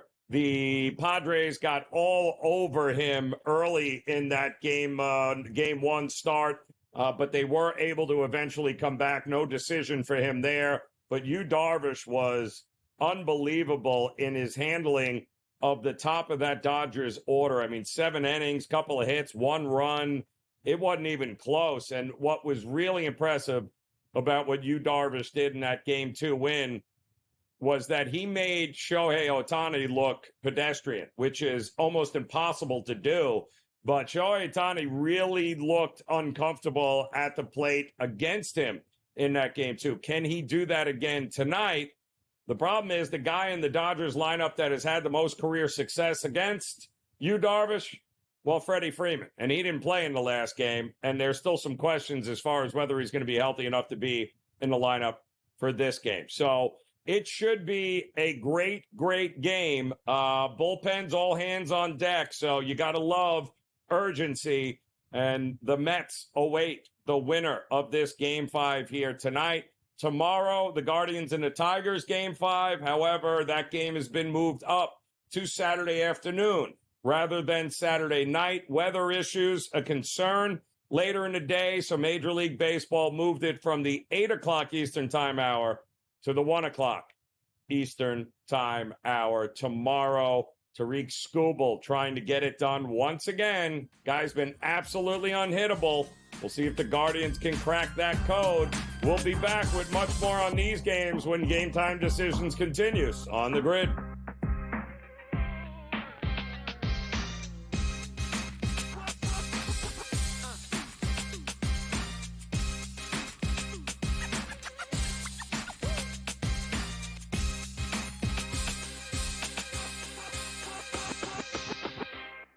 Anyone that's been to a sporting event, the atmosphere before a game, I think Game Time Decisions has that same exact atmosphere.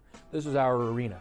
This is what we do. There is going to be an energy to Game Time Decisions that you will feel night in and night out. The excitement you get when you lock your bets in, when you're figuring out what you want to do, we can zone in on the biggest games each night. I want this to be the place that people come to before the games start so they feel as ready as possible to lock in their cards. We are going to hit every single one of those markets that you need to know about. We're going to go through every single thing, and I've got a great team behind me that's going to help me get the job done. There is not going to be a better place, I promise you, than Game Time Decisions to get that new information, react to it, and be able to then bet accordingly. We will have everything at our disposal, and we will use that to our advantage. I'm Kevin Walsh. Tune into Game Time Decisions from 6 to 8 p.m. Eastern on SportsGrid. I do think they come back, and I think they win this game, but they've got to do it decisively. I think they've got to get that confidence back because they went out there, and like I said earlier, Kentucky almost beat Georgia. Kentucky almost did beat Ole Miss, and I think what you're going to see in this conference, if you don't play well and you're a top 10 team in the SEC, you're going to get knocked out by one of those top 25 teams in the SEC if you're not ready to play. Powered by SportsGrid.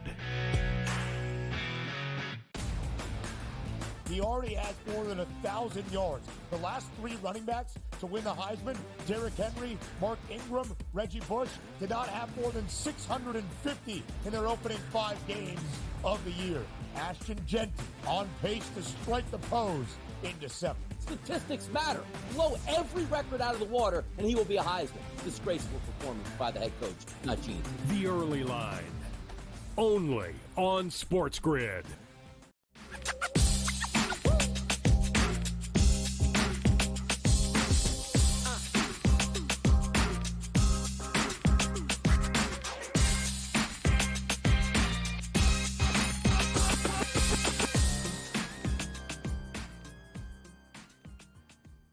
All right, welcome back in Game Time Decisions here on the Sports Grid Network. A very happy Friday to you. I'm Joe Raineri. Appreciate you stopping by as we get ready for some baseball here, top of the hour. It's a busy top of the hour here. A Game 5 in the National League Division Series between the Dodgers and the Padres. Getting ready for a Game 5 tomorrow afternoon in the American League as the Guardians will finally try and crack the code to Tariq Skubal and the Tigers, something they have not been able to do. As you can see, look at that total, 6, maybe 5.5. I believe Matthew Boyd going for the Guardians, who has been former Tiger, ironically, but he has been very good for them as of late. Left-hander trying to keep the Detroit Tigers bats off kilter a little bit, just like Skubal has done to the Guardians here. Something has got to give. Would not shock me if this is a classic 2-1 game. I think the game will be won or lost in the bullpens, and Detroit's bullpen has been every bit as dominant as any other, including the Guardians' bullpen on their way to this moment. Their bullpen has been a big reason as to why they are even in a Game 5 with an opportunity to advance to take on the New York Yankees for an American League pennant. So great stuff over the next couple of days in postseason baseball. The Mets and Yankees are awaiting to see which one of the teams, these 4 teams that remain, that they'll have to go through in a best-of-7 series with an opportunity to win the pennant and advance to try and win a world championship. And most folks, I am sure, hoping for Ohtani versus Judge. But the Padres, the Mets, they might have something to say about that. And, of course, don't go quietly. I don't know that the Tigers or the Guardians are just going to lay down for the Yankees. I think it's going to be fantastic and certainly looking forward to it. I will say this, though. At a plus price, it's almost impossible not to want to at least take a position on the Padres, given the fact they have the starting pitching advantage, they have the bullpen advantage, they've got every advantage they need to win this game. However, that means absolutely nothing, but it would be kind of hard not to look at this plus money price and be like, yep, I'll at least take them early in their first 5 because Yamamoto's got all sorts of issues early in games. I am hoping they score early and the total gets jacked up to, 9.5, so I can come back in on the under because I still think the under is what we're looking at here in a elimination game. It is the playoffs, after all. Don't tell Dave Sharapan that. Because I don't think he is going to pick a side in this game at all. I would imagine that he is going to stay. Nope, I was wrong. Not neutral. Definitely he's got a favorite in here. It is not neutral. It is definitely Dodgers for you. But I'm trying hard to come up with the advantages they have in this game. It keeps pointing to the Padres, but really, at the end of the day, what does that mean? You still got to win the game. Darvish has been lights out, Dave. He is a machine. Can Ohtani get to him? Change the complexion of the game? Boy, this is, first of all, it's great to see you. We got such a big weekend ahead of us, starting with this game tonight and then all the college football tomorrow, all the pro football on Sunday. It's going to be great. And, don't forget the Guardians and the Tigers are going to settle the other series in the American League. This one tonight, look, I got a lot of friends over at MLB Network. They gave me a bunch of stuff. I want to give it to you right now. 205 days ago, these two teams opened the 2024 season in Korea, and now they face each other in a take-all game. San Diego has won 10 of 17 games they've played this season, including the postseason. It's 83-78 total runs scored over that 17 games. Okay. This series, though, the Dodgers are outscoring them 22-21. Okay. It's Yamamoto and Darvish. Unbelievable, right? First time ever, 2 Japanese starters, and then the biggest star in the game is Ohtani, Japanese. It's all just, you can't make it up as it gets to this point. But, Joe, my little one went to school today, and it was like Spirit Day, Sports Day, something.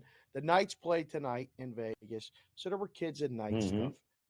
But I asked her, I said, what were people wearing more for the baseball? And she said, everybody's wearing Dodger stuff. She said, you have to go on your show tonight and wear the Dodger stuff. I said, really? And I said, well, what if the Dodgers don't win? And she said, I don't know. The kids in my class all think the Dodgers are going to win. So I said, okay, I'll wear the Dodger stuff. But secretly, Joe, I'm rooting for the Padres. I want the Padres to win. It's been one of those kind of seasons set up. I want to see the Mets and the Padres. There's so much flavor in all of that. And there's pitching. I want to see the pitch. They're going with a bullpen game again. Now, they did it in Game 4, the Dodgers. Yamamoto, he's starting, but I have a feeling everything that I've read and everything that I've heard and talked to people is that he's going to get a quick hook, any sign of trouble, and they're going to do it again. How many times can you keep doing it again? I love the playoffs. I love baseball. I love good pitching, and good pitching wins baseball games. Darvish, here, I got this one for you too.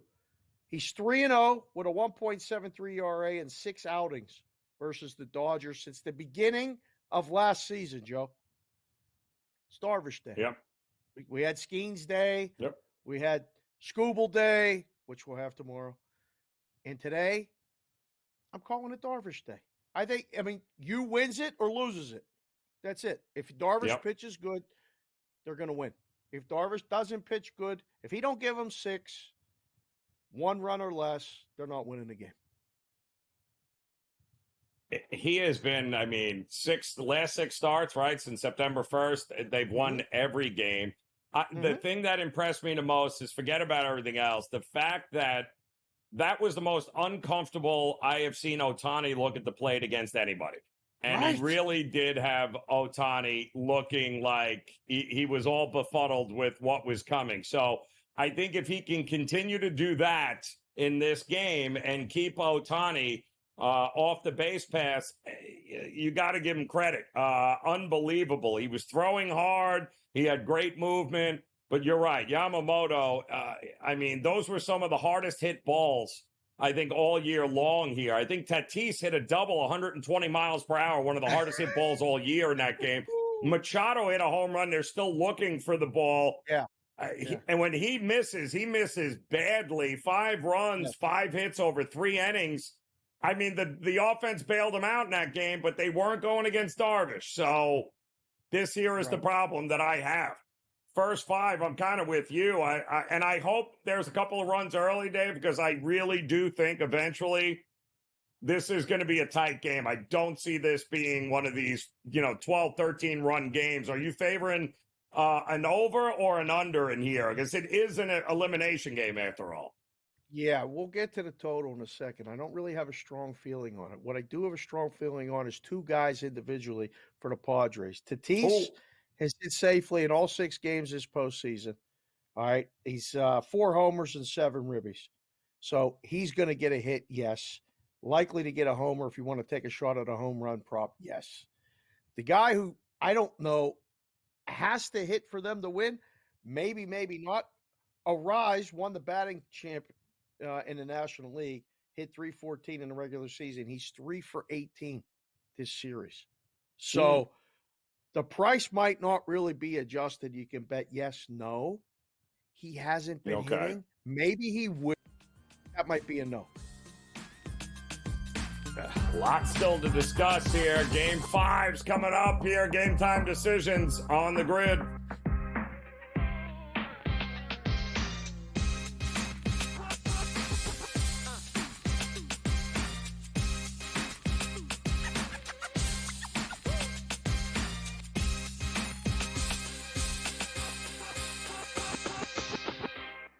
Anyone that's been to a sporting event, the atmosphere before a game, I think Game Time Decisions has that same exact atmosphere. This is our arena.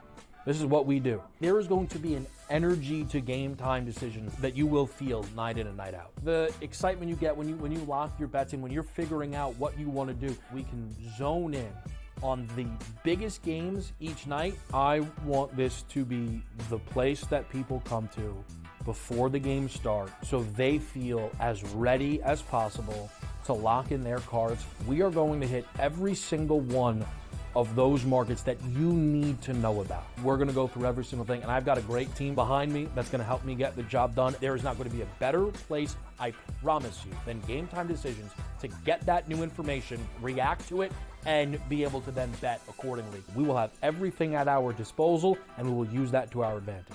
I'm Kevin Walsh. Tune into Game Time Decisions from 6 to 8 p.m. Eastern on SportsGrid.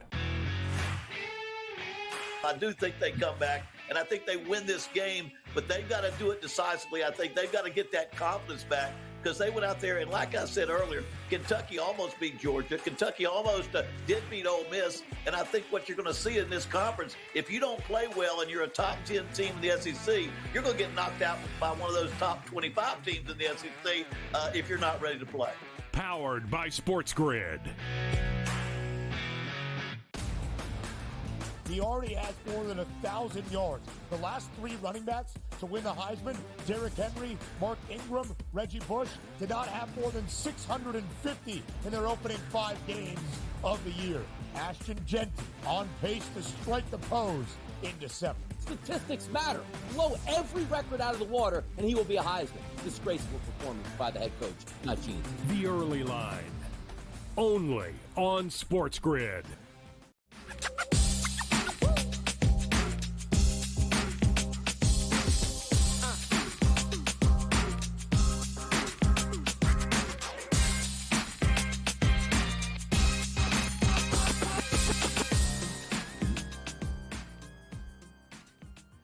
All right, welcome back in. Game Time Decisions here on the Sports Grid Network. Loaded tonight here as we've got Major League Baseball coming up, top of the hour, Game 5. You got to love urgency, and that's what this postseason has delivered in Major League Baseball. Dodgers, Padres. Got another one tomorrow with the Guardians and the Tigers, as the Mets and the Yankees, ironically enough, are the two teams waiting here, Dave, to see who they're going to be playing. So big picture stuff here. I don't really think it matters who the Yankees play one way or the other. They're better than both these teams, and they should be the favorite, which they are. I think it's crazy that the Mets are sitting there right around that second, third favorite here to win it all. Would you rather, if you're the Mets, would you rather face the Dodgers or the Padres in this one? And quite honestly, should they be the favorite either way? Well, they're not going to be the favorite because they're not going to have home field, but it's going to be close. I think right now, with the state of the Dodgers pitching, if I was the Mets, believe it or not, I think I'd rather play the Dodgers. But as a baseball fan, there's going to be way more electricity if they play the Padres.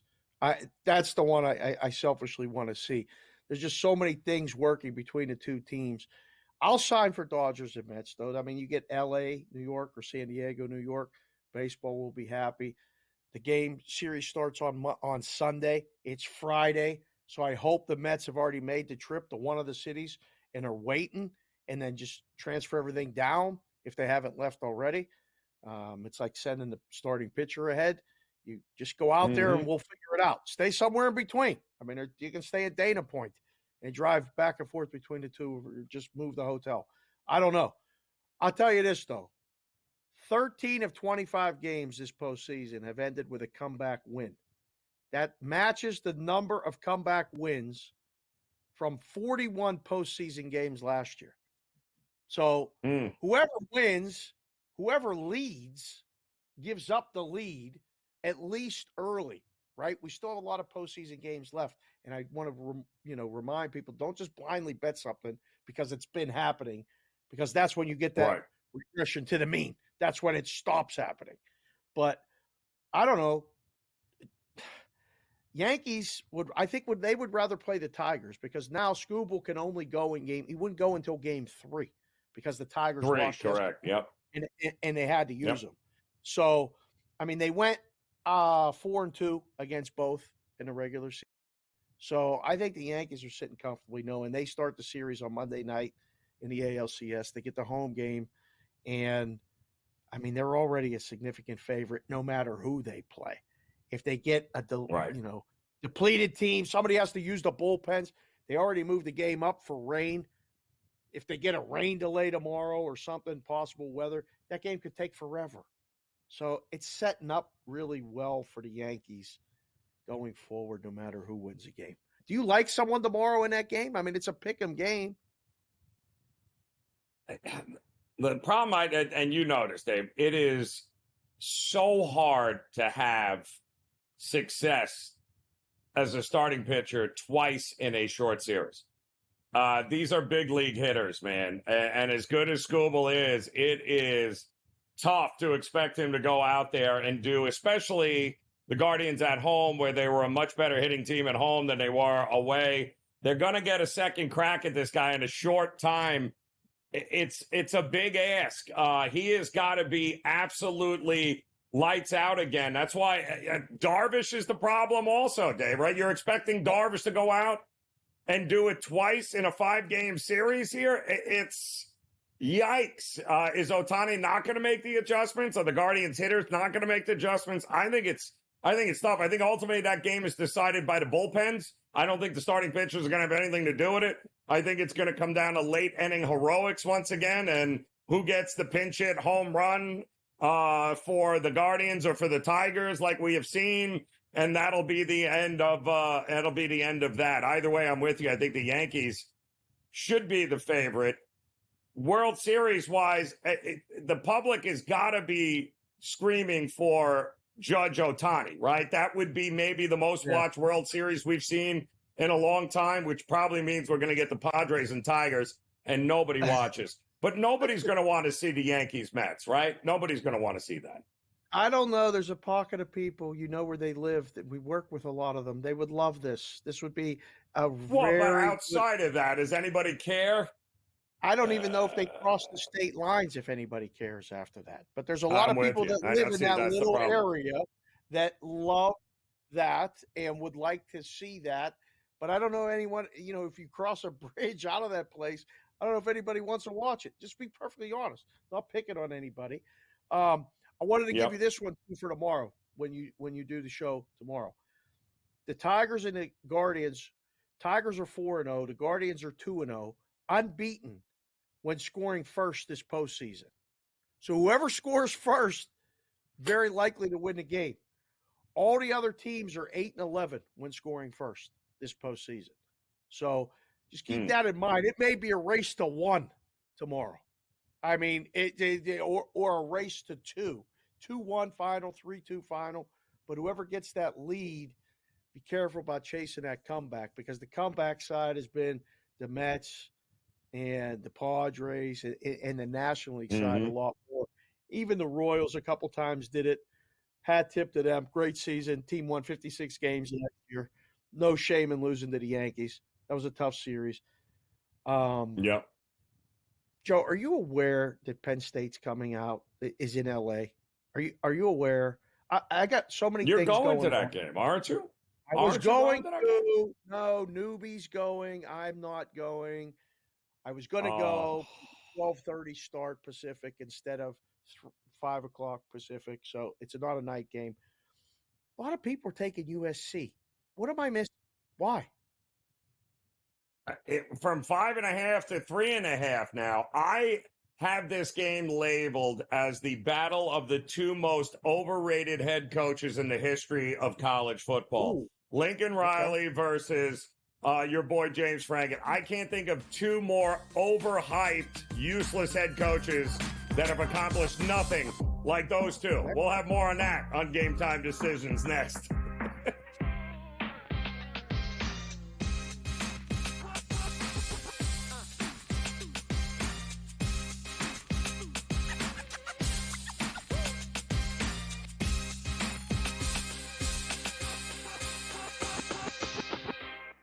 Anyone that's been to a sporting event, the atmosphere before a game, I think Game Time Decisions has that same exact atmosphere. This is our arena.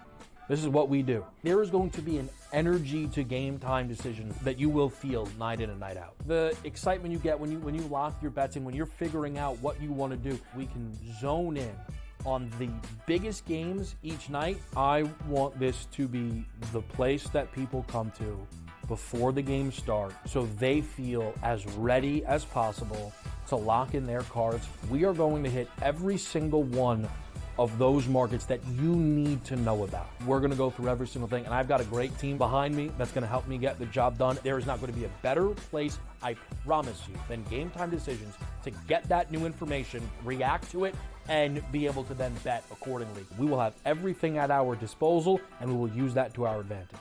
I'm Kevin Walsh. Tune into Game Time Decisions from 6 to 8 p.m. Eastern on SportsGrid. I do think they come back, and I think they win this game, but they've got to do it decisively. I think they've got to get that confidence back, because they went out there, and like I said earlier, Kentucky almost beat Georgia. Kentucky almost did beat Ole Miss, and I think what you're going to see in this conference, if you don't play well and you're a top 10 team in the SEC, you're going to get knocked out by one of those top 25 teams in the SEC if you're not ready to play. Powered by SportsGrid. He already has more than 1,000 yards. The last three running backs to win the Heisman, Derrick Henry, Mark Ingram, Reggie Bush, did not have more than 650 in their opening 5 games of the year. Ashton Genty on pace to strike the pose in December. Statistics matter. Blow every record out of the water, and he will be a Heisman. Disgraceful performance by the head coach, not Gene. The Early Line. Only on SportsGrid.